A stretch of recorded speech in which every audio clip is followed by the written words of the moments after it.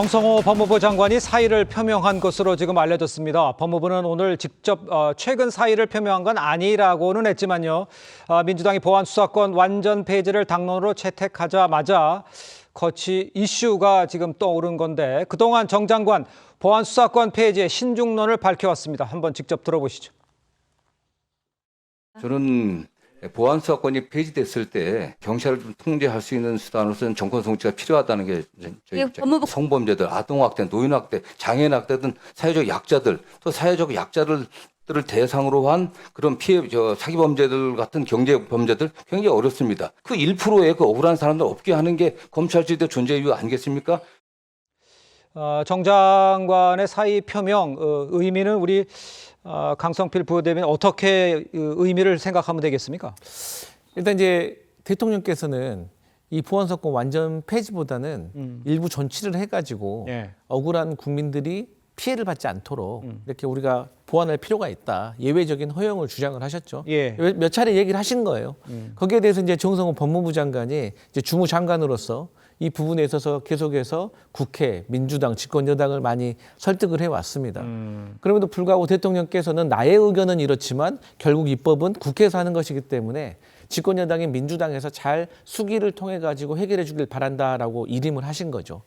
그런데 결국에는 민주당에서 많은 경론 끝에 보안수사권을 완전 폐지하는 것으로 당론으로 추인을 어제 했습니다. 그러니까요. 그렇기 때문에 이제 주무장관이었던 정성호 장관으로서 최선의 노력을 다 했지만 결국에는 본인이 생각하고 대통령의 뜻을 관철시키지 못했다는 일종의 책임감이 느껴지고 또 여당에 대한 서운함과 아쉬움이 있는 것 아니겠습니까?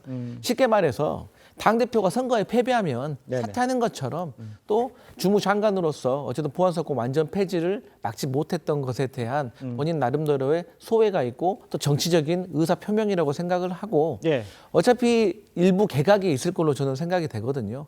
그런 차원에서 저는 같이 개각에 포함이 돼서 정성호 장관도 사의를 표명한 것이 아닌가 이렇게 생각할 수 있겠습니다. 그러면 이제 정성호 장관이 이제 국회로 돌아가서 이제 자신의 일을 해야 하는 이런 상황인데 글쎄 일각에서는 이 대통령의 혹시 모를 이제 대통령의 거부권을 이야기하려고 하는 거 아니냐라는 뭐 이 지적도 있는데 어떻게 보세요? 저는 정성호 장관이 아마 그 자리에 있는 게 너무 힘들고 부담스러울 거예요. 저는 이번에 보안 수사권 문제뿐만 아니라 정성호 법무장관이 그동안에 여러 가지 처했던 여러 가지 논란의 중심에 법무부가 있었거든요. 예를 들면 대장동 사건 관련해서 항소 취소했던 이것도 굉장히 예민한 문제거든요.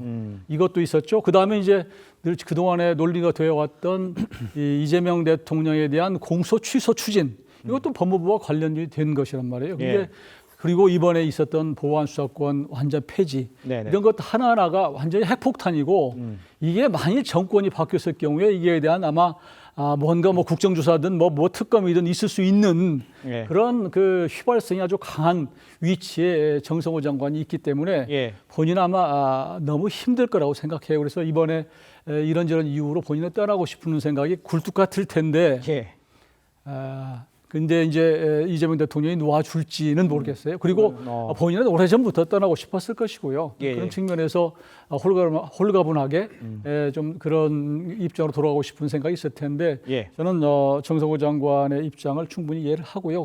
이제 법무부 장관으로서 국민의 입장에서 막상 운영해 보니까 보안 수사권이라고 하는 게 조금 필요할 텐데 그럼에도 불구하고 당에서 이게 밀어붙이는 이런 것들을 보고 여러 가지 심적으로 아마 고통스러웠을 거라고 생각합니다. 그러니까 여러 번 대통령이 반려했다는 이야기도 지금 나오고 있는 상황이기 때문에 그러면 이번에는 받아들여질 거로 보시는 거예요? 아니면 아니 근데 분명한 것은 본인이 얼마나 강하게 그만두냐가 문제예요.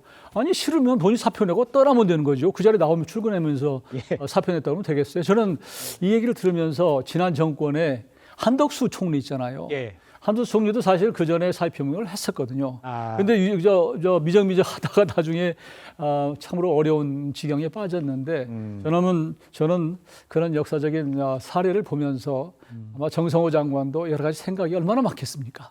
본인이 안 하겠다 그러면 단호하게 보따리 싸서 떠나는 게 맞다. 저는 그렇게 봅니다. 알겠습니다. 이것도 한번 확인해 봐야 될 것 같은데 이 대통령이 지금 7박 11일 일정으로 좀 장기 해외 순방에 오른 이런 시점입니다. 민주당이 이제 보안 수사권 폐지 당론으로 정했고 속도를 내는 이런 분위기인데 글쎄 이제 왜 속도를 내는 왜 이렇게 속도를 내느냐 전당대회와 연결된 거 있는 거 아니냐 이런 지적을 많이 하는데 어떻게 보세요? 배경 같은 건? 뭐 이재명 대통령의 순방길과 사실 무관하게 보안 수사권 폐지에 대해서는 이미 당초부터 당론으로 정해져 있던 부분이 있죠. 이번 의총을 과정을 통해 가지고 이 부분이 다시 한번 확인이 되었다고 볼 수가 있는 겁니다. 지금 자칫 잘못하게 되면 앞서 앵커께서 말씀하신 것처럼 보안 수사권 폐지 여부를 두고 보안 수사권의 보완 정도에 대해서 뭐 여러 가지 얘기들이 많이 나오고 있는 거 아니겠습니까? 뭐 당내 지금 앞두고 있는 전당대회 경선과 전당대회 관련해서도 각 주자들 간에 뭐 여러 가지 얘기가 나올 수밖에 없는 그런 부분도 있는 것이고요. 자칫 잘못하면 굉장히 중요한 형사소송법 개정안 처리가 당내 이 선거와 연동되고 연관될 그런 우려도 있는 부분이 있습니다. 그렇기 때문에 이를 더 이상 미루지 말고 전당대회 이전에 신속하게 처리하는 것이 기존의 민주당의 당론과 부합한다. 그리고 이것이 어떻게 보면 국민들의 이익에 부합한다라는 그런 결론을 내린 것으로 보여집니다. 물론 보안 수사권을 폐지하게 되었지만 보안 수사권 폐지만으로 마무리하는 것이 아니라 일부 수사권의 경우에는 여전히 수사권이 남아 있는 거 아니겠습니까? 충수청법을 개정해서 수사를 할 수 있게 되어 있어요. 사회적 약자에 대한 7개 범죄에 대해서 그런 부분들을 진행을 하게 되어 있습니다. 이와 같은 보안 체계에 대해서 앞으로도 충분히 더욱더 논의할 기회가 있을 것으로 보여지는 것이고요. 우선적으로 보안 수사권 폐지에 대한 형사소송법 개정안 통과가 더욱더 시급한 부분에 대해서 처리한 것이 아닌가 싶습니다.